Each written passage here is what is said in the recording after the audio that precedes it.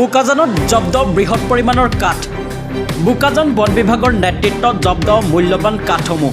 যোৱা নিশা বন বিষয়া শ্বেৰলিন বেইপেৰ নেতৃত্বত সিডিপিত চলিছিল অভিযান আৰু উক্ত অভিযানত NL01A 2058 আৰু AS09BC 1744 নম্বৰৰ দুখন বাহনৰ পৰা বহু লক্ষাধিক টকাৰ চেগুন কাঠ জব্দ হয়।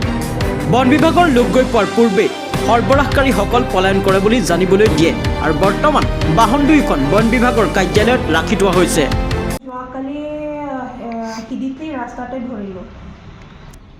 তাৰপিছত মানে আমি ৰাতি পেট্ৰলিং গৈ আছিলোঁ। ৰাতি মানে আমি যোৱাকালি 2টা বজাৰ পৰা ষ্টাৰ্ট কৰিছোঁ ইভিনিং।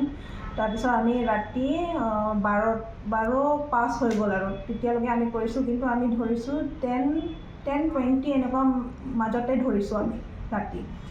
মানে আমি মানে উই ৱেৰ কামিং বেক ফ্ৰম মানে ভিতৰৰ পৰা আমি মানে সিডিপি ছাইডেদি মানে ওলাই আছিলোঁ। তাৰপিছত সিহঁতে মানে সেইটো সিডিপিৰ পৰা ছাইডৰ পৰা সোমাই আছিলে। তাৰপিছত আমি ৰাস্তাতে দুটা পাইছিলোঁ একচুৱেলি। তাৰপিছত আমি খালি এটাহে ধৰিব পাৰিলোঁ। এটাটো পলাই গ'ল, মানে আমি ষ্টাফটো মানে অলপ কম হৈ গৈছিলে, আমি 6জন মানুহে গৈছিলোঁ। দুটা গাড়ীটো মানে পাৰা নাই আৰু এটাটো যেনে তেনে ধৰি ল'লোঁ আৰু মানে চোৰকেইটা পলাই গ'ল। ইয়াৰ কাঠখিনি বজাৰ মূল্য কিমান হ'ব? হা কি ক'লে? কাঠখিনি বজাৰ মূল্য কিমান হ'ব? বজাৰ মূল্যটো এতিয়া আমি কেবিটো হিচাপ কৰা নাই, হিচাপ কৰিলে গম পাম। হ'ব নেকি 20,000 কিমান হ'ব চাগে। কাকবা আটক কৰিছে নেকি? কাকবা আটক কৰিছে নেকি? এৰেষ্ট কৰিছে নেকি? এৰেষ্টটো কৰিব পৰা নাই, পলাই গ'ল যে। এনে কাঠখিনি ক'ৰ পৰা ক'ত নিয়ে মেডাম, এইটো গম পায় নেকি? আই থিংক ডিমাপুৰ পিনেহে যাব আছিলে। সিহঁতে মানে এইটো লাংটিবুক ছাইডৰ পৰা ওলাই গ'ল নেকি প্ৰবেবলি এটাটো। এনে কাঠখিনি কাৰ হয় কিবা গম পায় নেকি আপোনালোকে? নাই, এতিয়ালৈকেতো একো গম পোৱা নাই। সিহঁতে মানে কি কয় এইটো ৰিলিজ কৰিবৰ কাৰণেও অহা নাই মানে।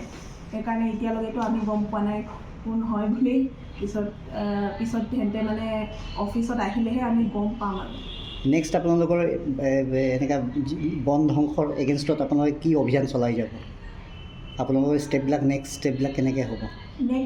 ডিফৰেষ্টেশ্যনৰ এগেইনষ্টত? আচ্ছা, আমি ইয়াৰ পৰা ৰিপৰ্টকেইটাটো DFO অফিচতে পঠাম। তাৰপিছত DFO একশ্যনটো ল'ব। বোকাজানৰ পৰা অঞ্জন দেৰ report, Assam north east news live 24/7।